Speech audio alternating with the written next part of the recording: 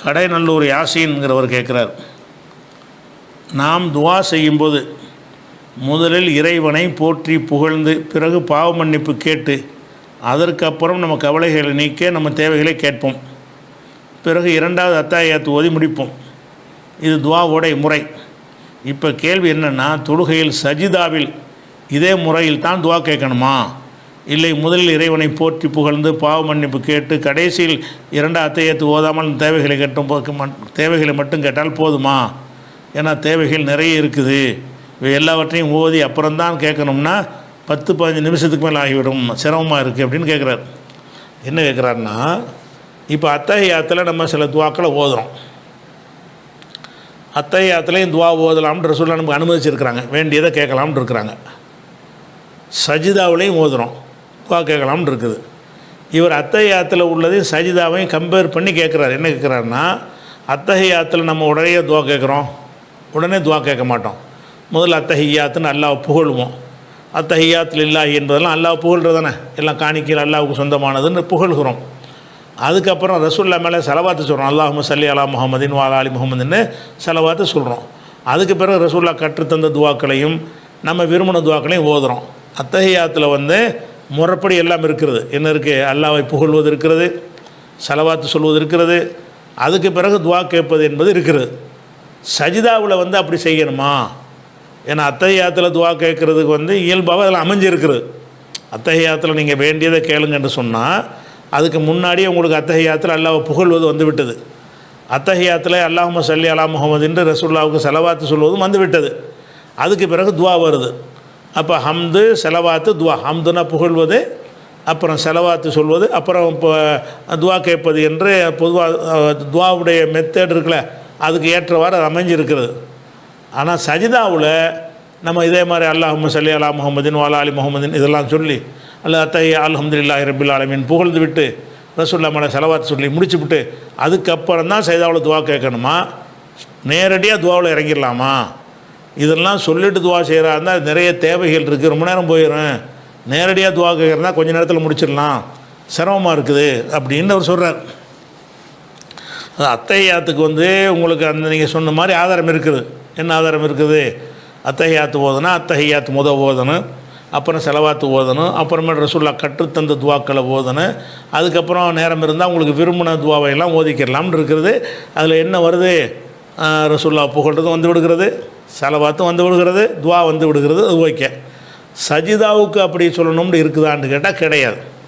ஏன் கிடையாதுன்னு கேட்டால், முஸ்லீமில் வரக்கூடிய ஒரு ஹதீஸ் வருகிறது.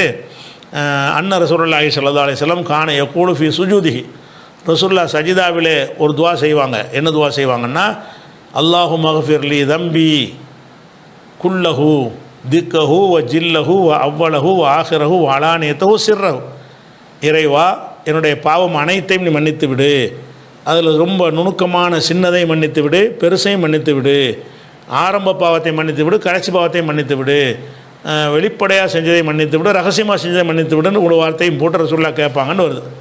இது ஒரு துவா. எங்கே கேட்ட துவா? சஜிதாவில் கேட்ட துவா. இந்த துவாவுக்கு முன்னாடி ரசூலுல்லாஹ் செலவாத்து ஓதலை, அத்தஹியாத்து லில்லாஹின்னு அல்லாஹ் புகழவும் இல்லை. சஜிதாவுக்கு போன உடனே டைரெக்டாக போகிறாங்க, அல்லாஹும்ம ஃபிர்லி, இறைவா என்னை மன்னிப்பாயாகன்னு கேட்குறாங்க. அப்போ சஜிதாவில் கேட்குற துவாக்களுக்கு முன்னாடி எதுவும் சொல்ல வேண்டிய தேவையில்லை, நேரடி துவா தான் சஜிதாவில். அது முஸ்லீமில் உள்ள ஒரு ஹதீஸ் ஆதாரமாக இருக்கிறது.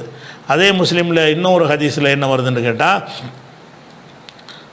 அதாவது ஃபஜால யகூலு ஃபி ஸலாத்தி வ ஃபி சுஜூதி, ரசூலுல்லாஹ் சஜிதாவில் சொல்ல ஆரம்பித்தார்கள். ஒரு தொழுகையை பற்றி சொல்லிவிட்டு சஜிதா வந்தவொன்னு ரசூலுல்லாஹ் துவா செய்ய ஆரம்பித்தார்கள். எப்படி ஆரம்பித்தார்கள்னா, அல்லாஹும்ம ஜஅல் ஃபீ கல்பி நூரா, துவாவை டைரெக்டாக வந்துட்டாங்க, புகழவில்லை, செலவாத்தெலாம் சொல்லலை, நேரடி துவா தான். அல்லாஹும்ம ஜஅல் ஃபீ கல்பி நூரா, எனது உள்ளத்தில் ஒரு ஒளியை ஏற்படுத்து. ஒஃபி சம்இ நூரா, என்னுடைய செவியில் ஒரு ஒளியை ஏற்படுத்து. ஒஃபி பசரி நூரா, எனது பார்வையில் ஒரு ஒளியை ஏற்படுத்து. வான் யமீனி நூரா, என் வலப்பக்கம் ஒரு ஒளியை ஏற்படுத்து. வான் ஷிமாலி நூரா, என் இடப்பக்கம் ஒரு ஒளியை ஏற்படுத்து. வ அமாமி நூரா, எனக்கு முன்னால் ஒரு ஒளியை ஏற்படுத்து. வ ஹல்ஃபி நூரா, எனக்கு பின்னாடி ஒரு ஒளியை ஏற்படுத்து. வ ஃபௌகி நூரா, எனக்கு மேலேயும் ஒளியை ஏற்படுத்து. வ தஹ்தி நூரா, எனக்கு கீழேயும் ஒளி ஏற்படுத்து, ஒஜாலி நூறா, எனக்கு முழுசு நூறாவே ஆக்கி எல்லாமே ஒளி ஆக்கி விடு அப்படின்னு சொல்லிட்டு ரசூலுல்லாஹ் வந்து துவா செய்கிறாங்க. அப்போ அல்லாஹ்ட்ட கேட்குறாங்க, அல்லாஹ்வே என் உள்ளத்தையும் வெளிச்சமாக்கு, காது வெளிச்சம், வெளிச்சம்னா என்ன, காது பிரைட்டாக கேட்கணும்னு அர்த்தம். காது வெளிச்சம், கண் வெளிச்சம், முன்னாடி வெளிச்சம், பின்னாடி வெளிச்சம், எல்லாம் எனக்கு பிரைட் ஆக்கிடு, அனைத்தையுமே பிரைட் ஆக்கி வச்சிரு, என்னையே பிரைட் ஆக்கி விடு, வெளிச்சமாக்கி விடுன்னு ரசூலுல்லாஹ் கேட்குறாங்க. அப்போ இந்த துவாவுடைய விரிவுரை அதுக்கு போகிற அது ரெண்டாவது வச்சுக்கிறோம், நமக்கு தேவையில்லை. இப்போ தேவை என்னென்னு கேட்டால், சஜிதாவில் துவா செஞ்சாங்கல்ல, என்னத்தையாவது சொல்லி துவா செஞ்சாங்களா, டைரெக்டாக துவாக்கு வந்துட்டாங்களா? நேரடி துவா, வேறு எதுவும் அல்ஹம்துலில்லாஹி ரப்பில் ஆலமீன் அதெல்லாம் சொல்லலை, அல்லாஹும்ம ஸல்லி அலா முஹம்மதின்னு சொல்லலை, துவாவை டைரெக்டாக கேட்டாங்க. ஆனால் சஜிதாவில் நீங்கள் துவா கேட்குறதா இருந்தால் எதுவும் சொல்ல தேவையில்லைன்றது நேரடியான ஆதாரமே இருக்குது. நீ வாட்டு துவாவோட நேரடியாக போயிட வேண்டியதான். அத்தஹியாத்து இருப்பில் அதெல்லாம் இருக்குது, சொல்லி தந்திருக்கிறாங்க. அத்தஹியாத்து ஓதணும், ஸலவாத் ஓதணும், அப்புறம் துவாண்டு வந்திருக்கிறதுனால அதில் வந்து இயல்பாகவே அது அமைஞ்சிருக்காது. அதில் நீங்கள் துவா ஓதுனாலேயே ஹம்து ஸலவாத்துக்கு பிறகு ஓதுனீங்கிற ஒரு நிலைமை உருவாகி விடுகிறது. சஜிதாவில் அது இல்லாததுனால நீங்கள் வெறுமனே துவா செஞ்சாலே போதும், அது அல்லாஹ் ஏற்றுக்குறோம்.